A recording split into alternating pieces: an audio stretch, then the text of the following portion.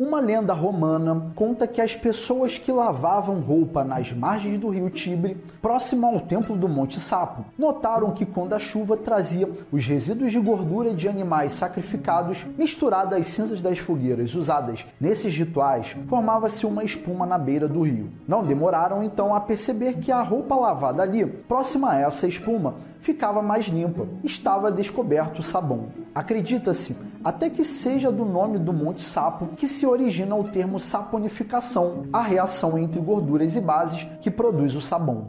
Fala galera, tudo beleza? Como vocês já puderam ver aí na introdução, a gente vai falar nesse vídeo de sabões e automaticamente do que vem junto nesse rolo, que é falar de detergente, shampoo, condicionador, mecanismo de limpeza, a questão ambiental. Então a gente vai falar sobre várias paradas aqui nesse vídeo. Como vocês puderam ver, a gente tem que a história do sabão ela já é muito antiga.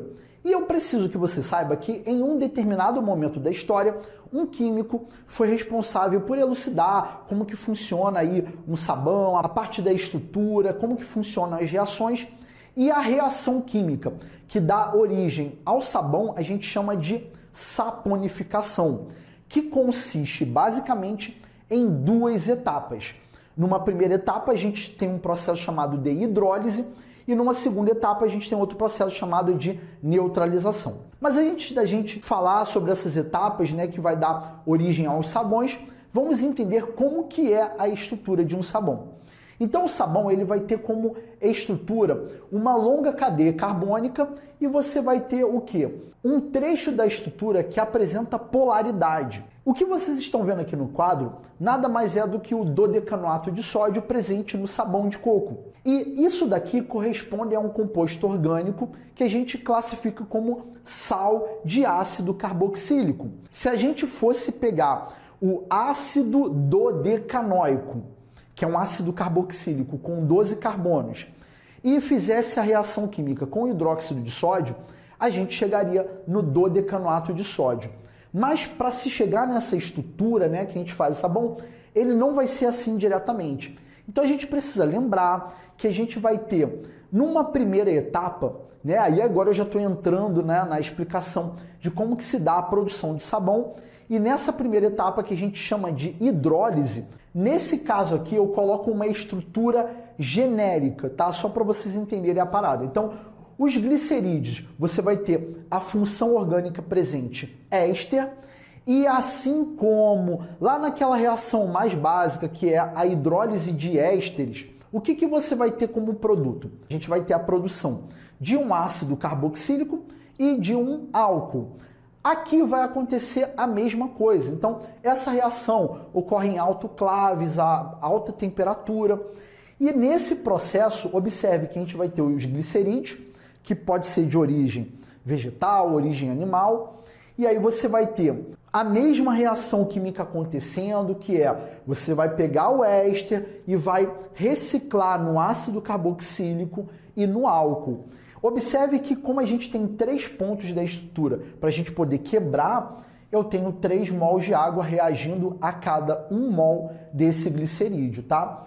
Esse R pode ser número de carbonos iguais ou diferentes, por isso que eu representei como R', R2' ou R3', tá? Podem ser iguais ou podem ser diferentes. E uma vez que esse processo acontece, você vai ter a produção do ácido carboxílico, que no caso vão ser ácidos graxos, que vão ter longa cadeia carbônica, e você vai ter a produção da glicerina, que é um álcool, tá? A glicerina, ela tem um nome técnico que é propanotriol. Por que propanotriol? Porque você vai ter 3 carbonos e apenas ligações simples. Então observem aqui que a gente teve a produção da glicerina.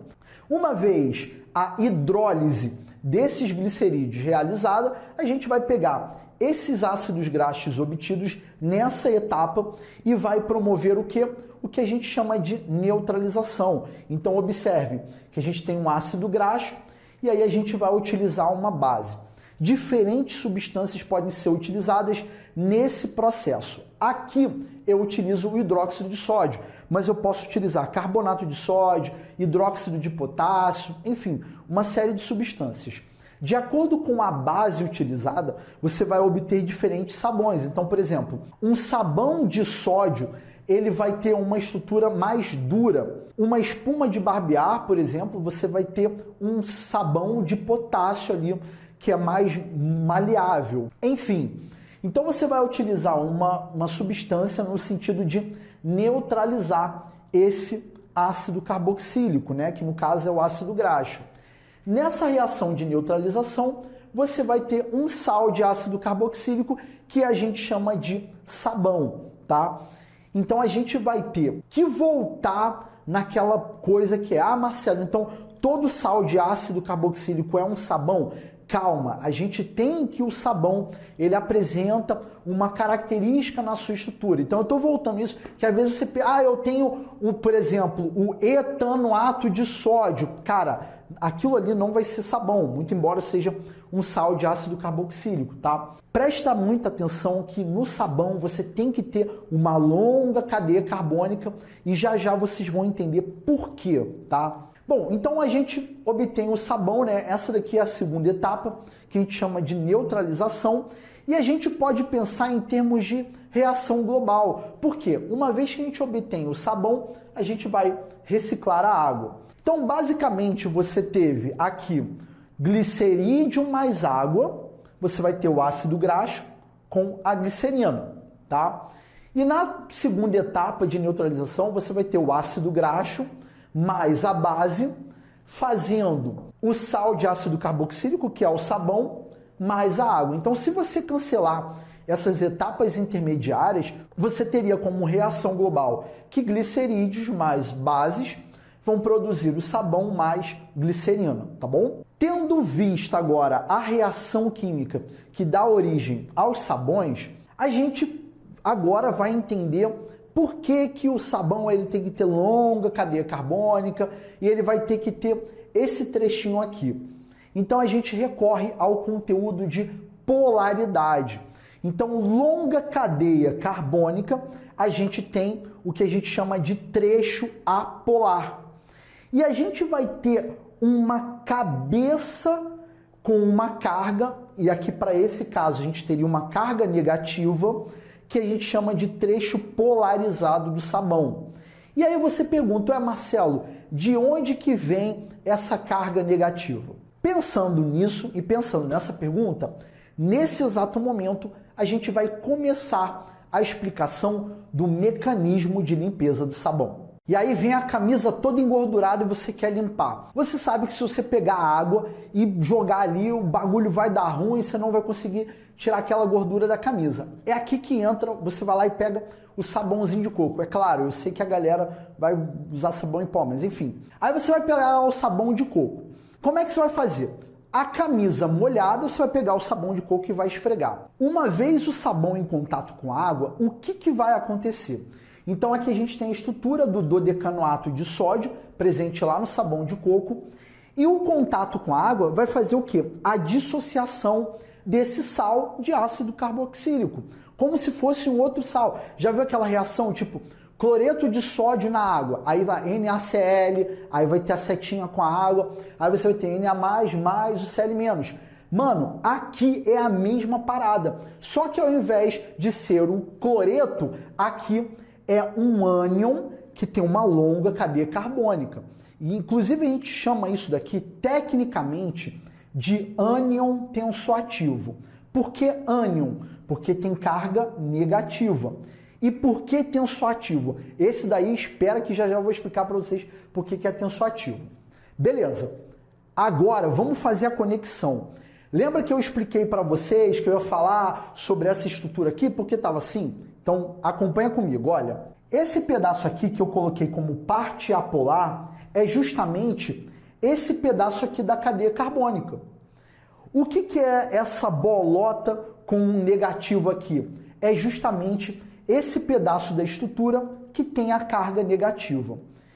Então, quando você pegou o sabão de coco e colocou em contato com água, aconteceu isso e a partir de agora eu não vou utilizar essa representação na minha explicação. Eu vou utilizar esse desenho aqui. Aí você já está ligado nos paranauês aqui da relação entre essa estrutura e essa aqui que eu vou utilizar na explicação, tá bom? Então, a cadeia carbônica é a parte apolar da minha estrutura e a gente tem essa cabeça negativa que é correspondente a esse pedaço aqui do meu ânion tensoativo que foi originado quando o meu sabão entrou em contato com a água, beleza?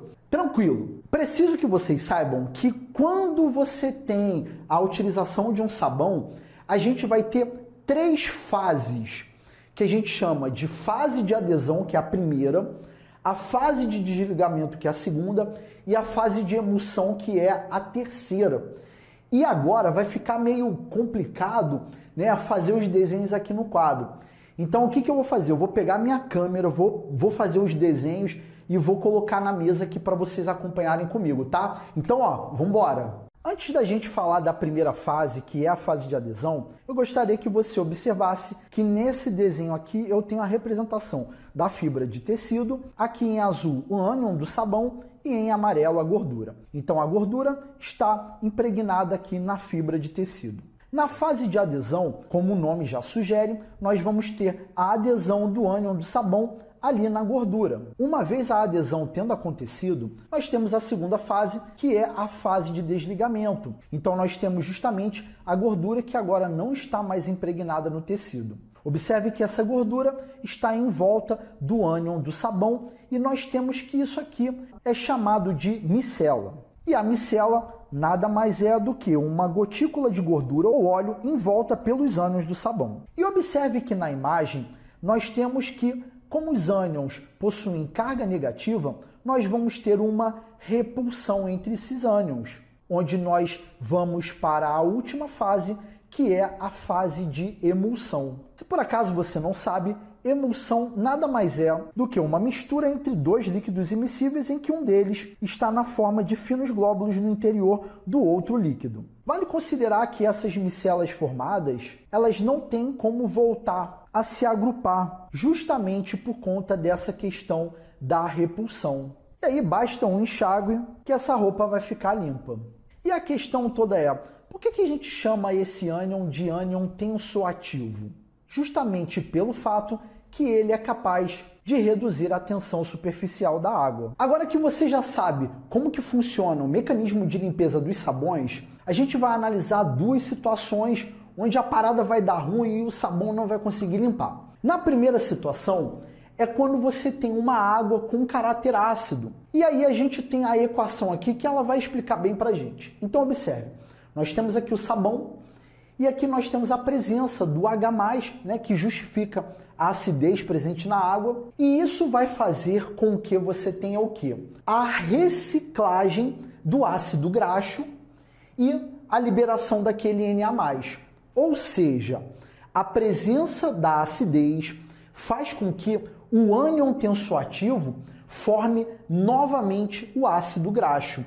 E nesse sentido, nessa equação, eu viro para você e falo, olha, aqui você não vai ter o ânion tensoativo, mas sim a reciclagem do ácido graxo. Então essa reação acaba formando aquela gordura que é observada nas pias quando você tem a utilização de uma água com caráter ácido. E a segunda situação é quando você vai utilizar como água para poder realizar a limpeza o quê?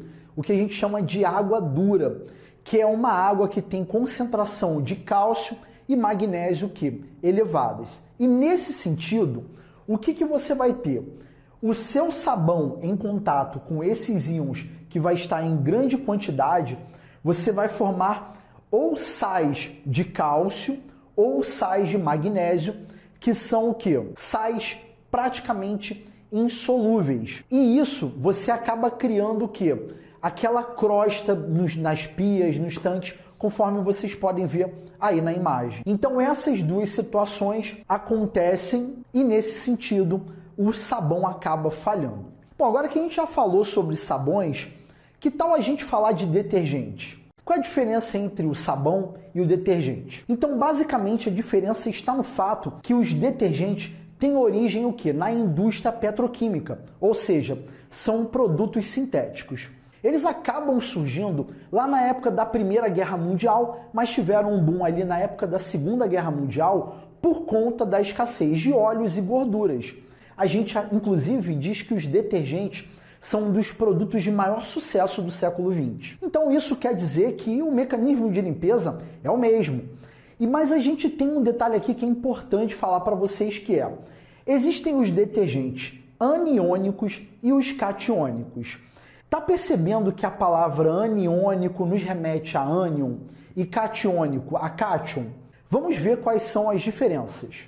Como vocês podem observar aí na imagem, nós temos a presença de 3 estruturas. A primeira é do paradodecilbenzeno sulfonato de sódio e a segunda é do lauril sulfato de sódio. Esses 2 primeiros são os principais presentes nos detergentes do nosso dia a dia. E aí eu queria que você observasse que a parte orgânica, tanto do paradodecil quanto do lauril, estão presentes na parte negativa da minha estrutura. Tendo em vista isso, nós dizemos que esses 2 primeiros são detergentes aniônicos. Agora, observem o nosso terceiro exemplo, que é do cloreto de trimetilhexadecilamônio. Esse camarada, observem que a parte orgânica está situada justamente na parte positiva do composto. Nesse sentido, nós dizemos que essa terceira estrutura corresponde a um detergente catiônico.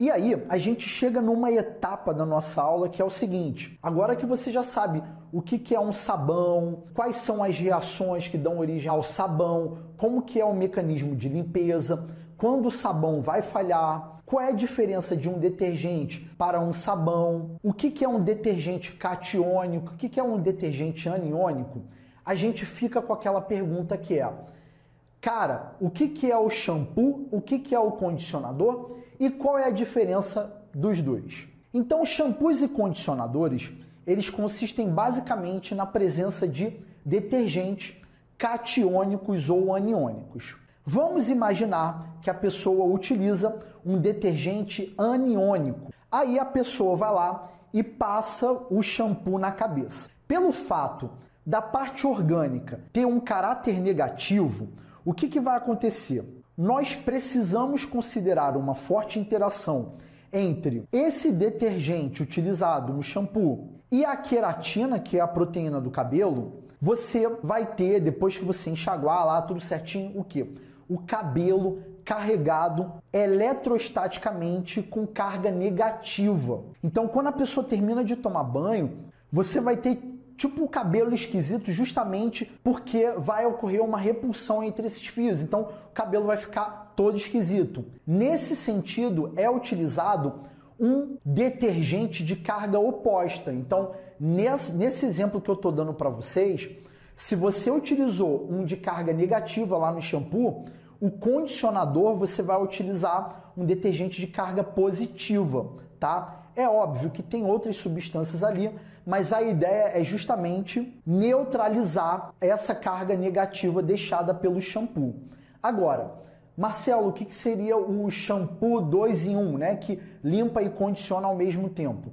Cara, nada mais, nada menos do que um produto que você vai ter um determinado detergente ali e você vai ter a presença de óleo mineral, que é justamente para diminuir essa repulsão eletrostática. Mas, do ponto de vista químico, não é possível a existência de shampoos 2 em 1. Em outras palavras, não tem, do ponto de vista químico, você ter no mesmo produto a presença de um detergente aniônico com um catiônico. Por quê? Porque você produziria um composto neutro, insolúvel em água e que não vai possuir ação detergente. E a última etapa dessa aula é para a gente falar do clássico, que é problemas ambientais dentro dessa nossa matéria. Então eu preciso que você olhe essas 2 estruturas que estão na tela e vejam qual é a diferença entre as cadeias de cada estrutura.